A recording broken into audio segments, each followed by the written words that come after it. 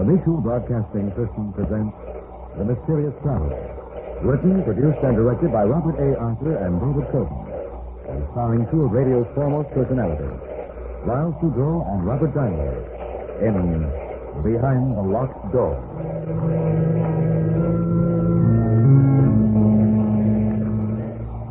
This is a mysterious traveler inviting you to join me on another journey into the realm of the strange and the terrifying. I hope you will enjoy the trip, that it will thrill you a little and chill you a little. So settle back, get a good grip on your nerves, and be comfortable, if you can, as I bring you the strange and chilling story so many of you have asked to hear again. I call it Behind the Locked Door.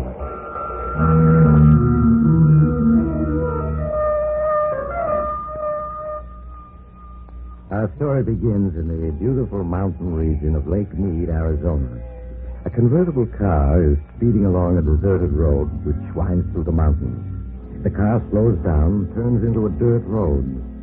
A few minutes later, it comes to a stop before a small mountain lodge. Kathy Evans, an attractive girl in her early 20s, gets out of the car, runs up the steps of the lodge to the front door. She knocks impatiently, looking about anxiously.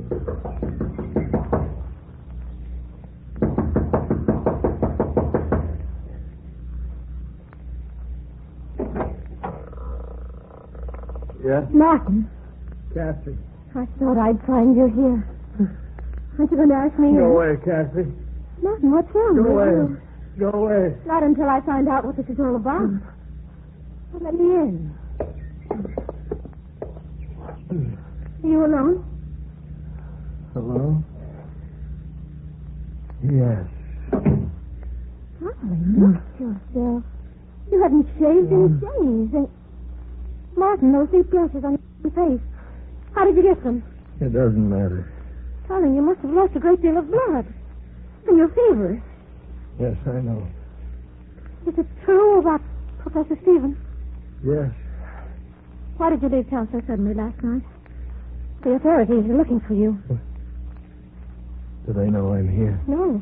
How could they? It was intuition that brought me here. They must have found me. Martin, nothing makes sense. You returned from an expedition last night alone, unexpected. You stay in town 1 hour and then vanish. Not even phoning me. It's best that way, believe me, Kathy. You've got to tell me everything that's happened. I can't, Kathy, I can't. I'm your fiancé. I've got a right to know. Kathy, go away, please. I won't go away until you tell me what's happened. If I do, then will you go? Yes. I don't know where to begin. I suppose if you can say it had a beginning, it was that day a little over 2 weeks ago in Professor Stevens' office.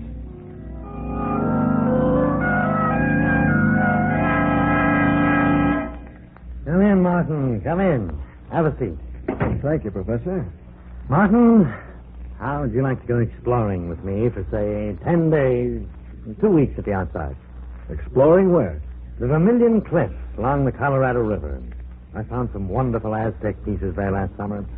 One large cave I stumbled on proved to be a veritable treasure trove. Yes, I've seen those Aztec pieces in the University Museum. Now, the Vermilion Cliffs still remain largely unexplored. I'm sure that we could turn up many more objects of interest. It certainly sounds intriguing. The only reason I hesitate, Professor, is because of Kathy. Oh, I'm sure she'd give you a 2-week leave of absence. Yes, I suppose so. How many of us would go?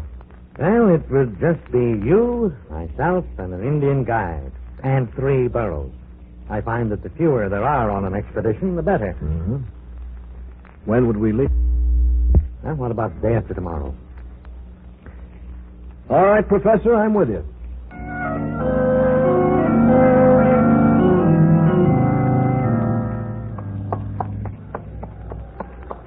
So these are the Vermilion Cliffs, Professor. Yes. An awe-inspiring sight, aren't they? Well, they're as breathtaking as the Grand Canyon itself. I had no idea they towered so high. Yes, they make you realize just how insignificant man really is. Yeah. Now, this region is so desolate, Martin, that it's all but unexplored. That's why I'm drawn to it time and time again. Yes, I can understand that. It represents the challenge of the unknown. Careful, Martin, you'll get the exploring bug. Oh, I've already been bitten, Professor. Well, if you're going to be an explorer and an archaeologist, I'll have to start teaching you the fundamentals of the profession. Sam, it seems like a good spot. We'll camp here for the night.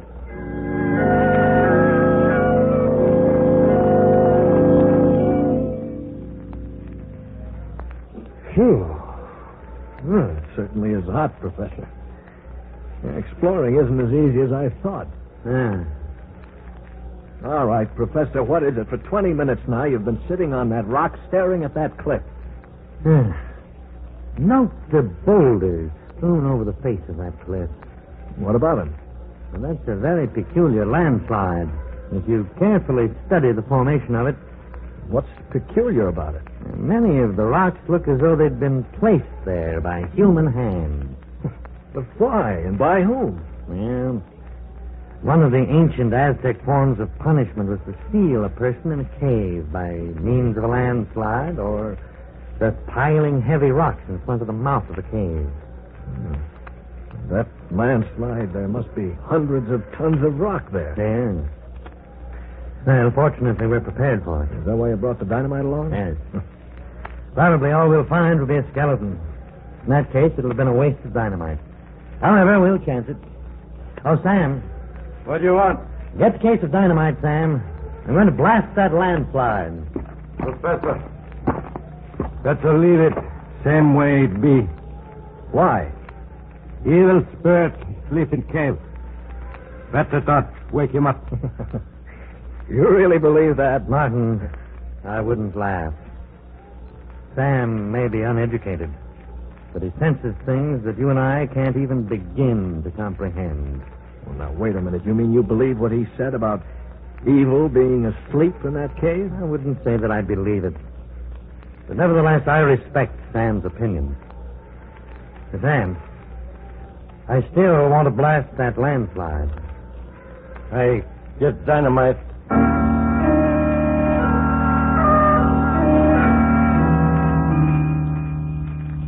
Keep your head down, Martin.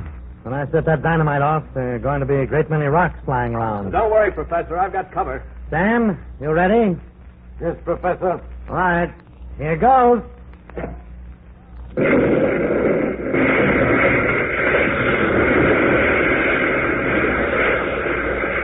Keep your heads down. All right. It's safe now. Professor, I think you did it.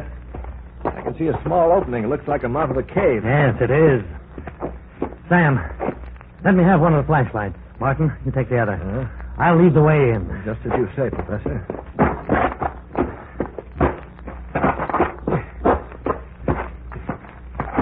It doesn't seem too bad in here. Yes, it's all right. Yeah. What's that noise? It's just rats scurrying around. Oh. Certainly a huge cavern. Look at that ceiling. Must be 200 feet high. Look at the bats up there. Yes, huge ones.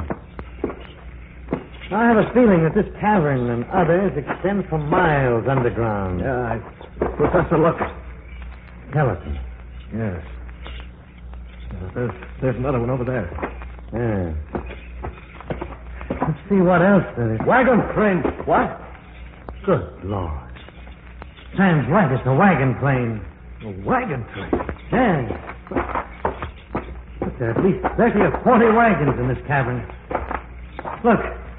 Skeletons of horses. Yeah. Here's a skeleton with an arrow beside it. Let me see it. Oh. Appears to be a Navajo arrow.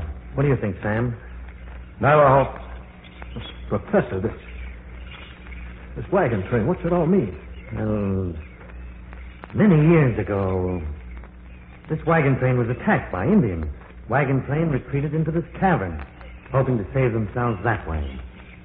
And then the Indians caused a landslide, sealing them in. Yeah. Poor devils. Look. Notice that old gun lying there. Yeah.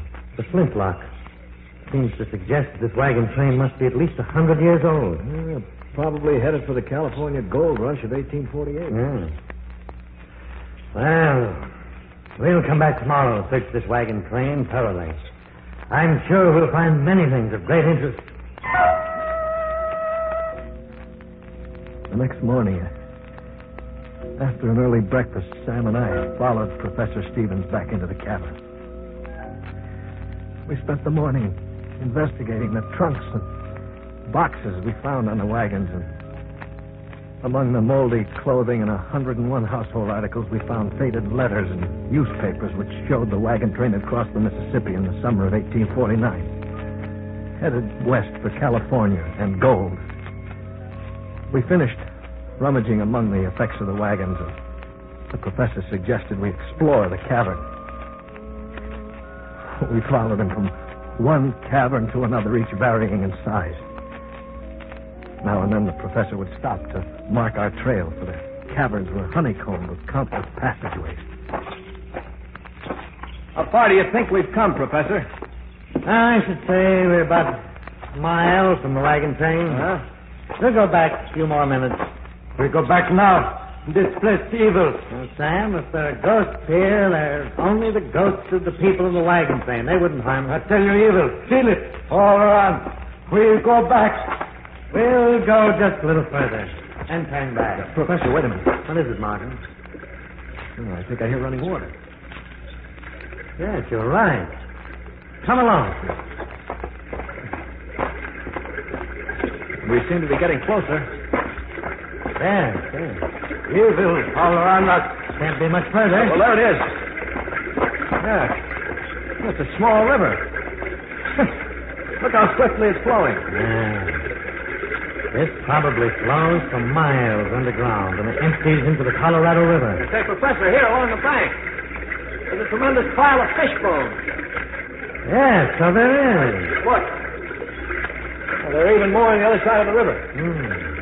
What do these huge piles of fish bones mean? It's very strange. Well, how do you account for it? I'm afraid that at the moment I can't. Sam, you any ideas about it? Evil all around us.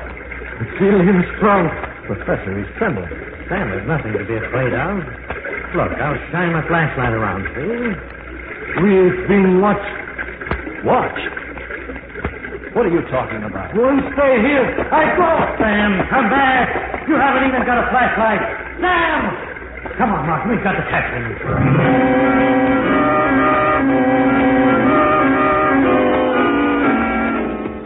Sam! Wait for us! I can still hear his footsteps. We've got to catch him. He can do himself a serious injury running in the dark like that. Sam! Wait for us! Professor, it's Sam, screaming. This way.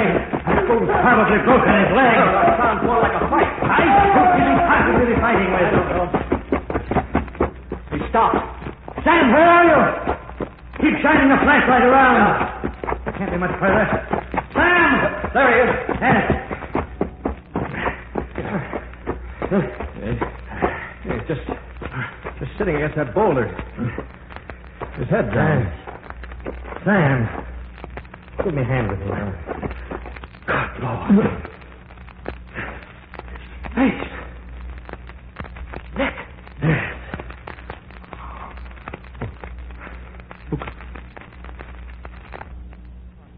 I have a theory. But it's so incredible that I can't bring myself to voice it. Tell me. What do you think I'm insane? Tell me! What if the people of the wagon train, or rather their descendants, are alive here in these huge caverns? Well, that's impossible. Why? Picture what happened the day the 150 people or so were sealed into this mountain by the Indians. What would have been the first thing they'd have done? Tried to dig their way out. Exactly. They start digging and find there are 100-ton boulders blocking the entrance, and they have no dynamite. They're forced to give up. Yes? They spend days looking for another way out, fail to find one. The day comes when all their food is gone. Starvation sets in. All right. Then that would mean they would all die. Not necessarily. The strongest of them stumble along in the darkness and find the underground river. They catch an abundance of fish and are able to survive. The huge fishbone piles along the river. Right. The river was an everlasting supply of food. They continue to live by the river in the dark.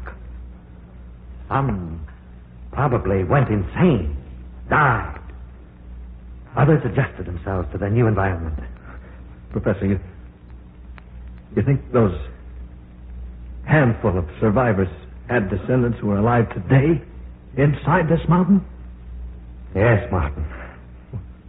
And it was one of them who clawed Sam to death. What can those descendants be like? Being born and living in darkness. I can only guess. I should imagine they'd be blind or near to it. But their other senses would be remarkably developed. Their physical appearance? I don't know. It's not like a nightmare. A nightmare you can't awaken from. What's to prevent them from attacking us? And our flashlights, for one thing. I'm sure light frightens them, just as fire frightens animals. Fortunately, I have a revolver. Well, we better move on. Wait a minute. What about Sam?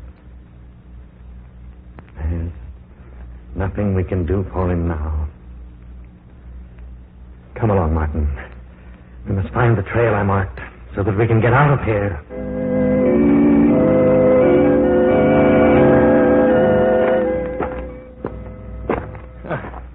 Seems we've been searching days for the markings you left. Yes. Actually, it's been 10 hours. Listen, what? The river. Yes. Come along. Once we reach the river, we'll be able to pick up the trail I'm on. Well, we're getting closer. Yes. There it is. Here we are. Look, Martin, there's my marking on the passageway. We found the trail. Yes. Martin, 2 a.m. We'd better rest for a few hours. We're both too exhausted to go on right now. One of us stand guard, while the other sleeps. All right. I'll set up the first hour. Thank you, Martin. Keep the flashlight on. Don't worry. I will. In a matter of minutes, the professor fell asleep. I sat on guard, flashing my light slowly around the huge cabin. I looked at my watch, and the seconds seemed like minutes, and the minutes like hours. My eyes grew heavy, and I finally dozed off.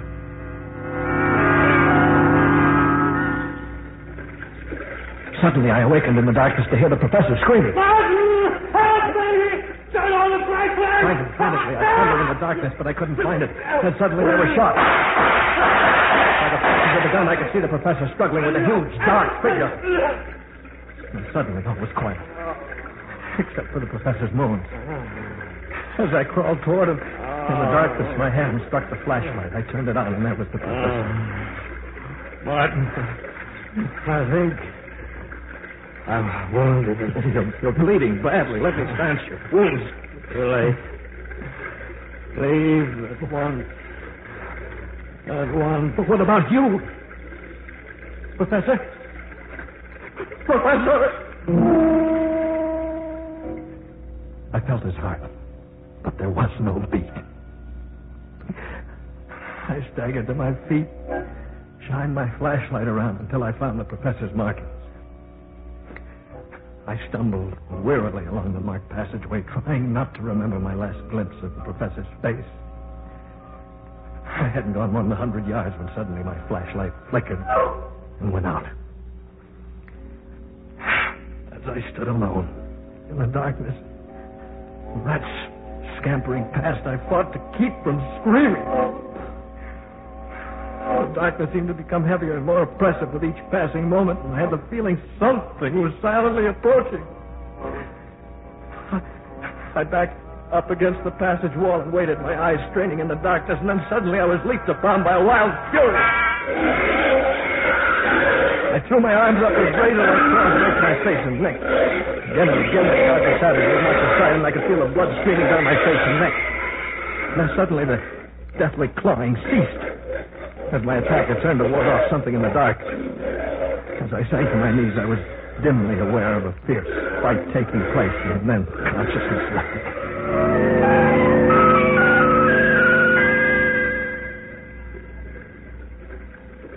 Later.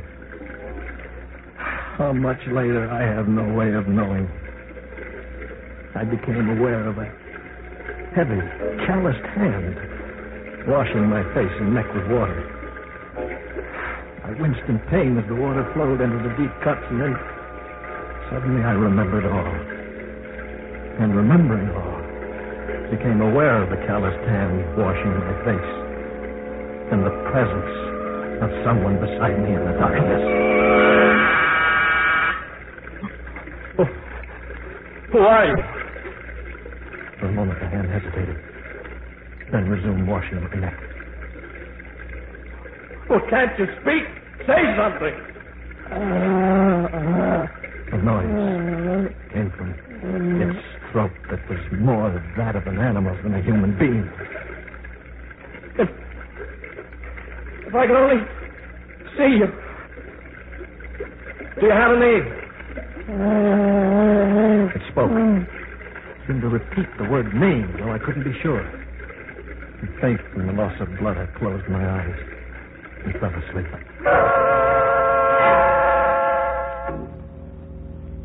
When I awoke, my face and neck felt stiff and painful. It seemed to sense I was awake, for as I opened my eyes and stared into the darkness, it came to my side.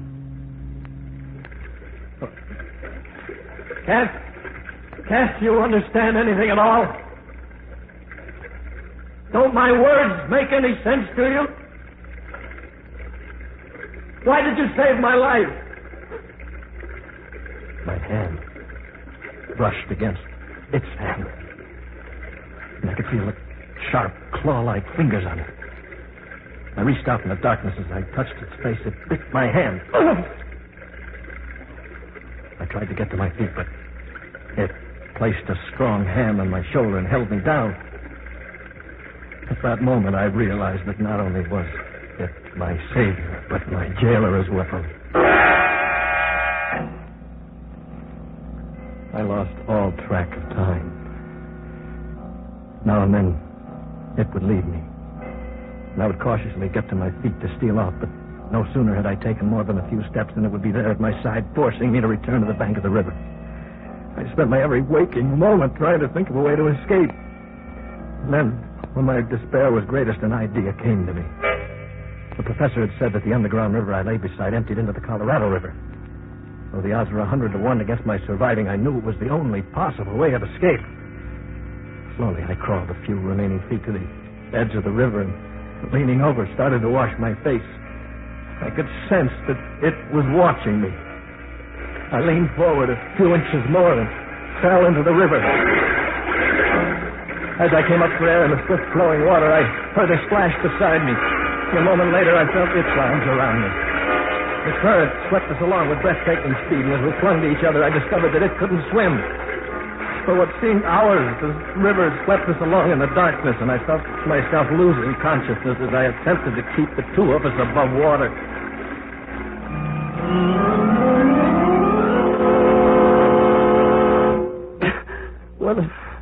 When I regained consciousness, Kathy,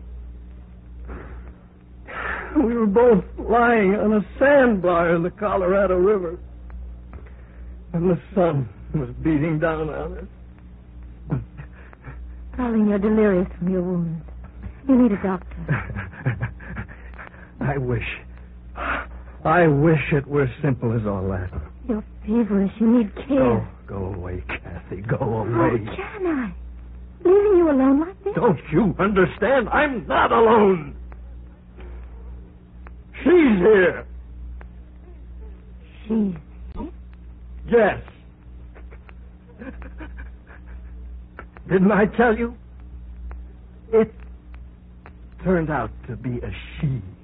You're out of your mind. You don't know what you're saying. When I first saw her, that first time, lying unconscious on that sandbar, my first instinct was to leave her there. But how could I? She had saved my life in the cavern and then jumped into the river when she thought I was drowning, even though she couldn't swim herself. Martin, I want you to get a grip on yourself. Just as I was dependent on her in the dark, she's dependent on me in the light. She's blind. She can't speak, yet she... Stop talking like that. You can't believe it's true, can you, Kathy? Neither could I at first. What are you staring at? Huh? Is there anyone in that bedroom? Well, I'll soon find out. Why is the door locked? She's in there. Martin, you're sick. You don't know what you're saying. I'll prove to you there's no one in that room. It's just your imagination. Give me the key to the door. Kathy, go Give away. it to me. Thank you. Perhaps when you see the room is empty, you'll be willing to return to town for medical treatment. There. I told you.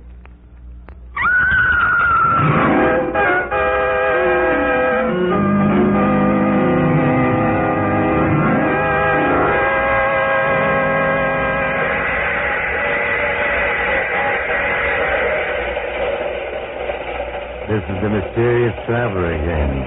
Did you enjoy our trip? What's that, madam? You want a description of what Kathy saw when she opened that bedroom door? Well, you might ask Kathy. But the only trouble is, the poor girl gets hysterical when you question her about the occupant of that bedroom. I suggest you write a letter to the Museum of Horrors for a full description. They consider the Woman of the Mountain as their star exhibit. Because when she... Oh, you'll have to get off here. I'm sorry. I'm sure we'll meet again. I take this same train every week at the same time.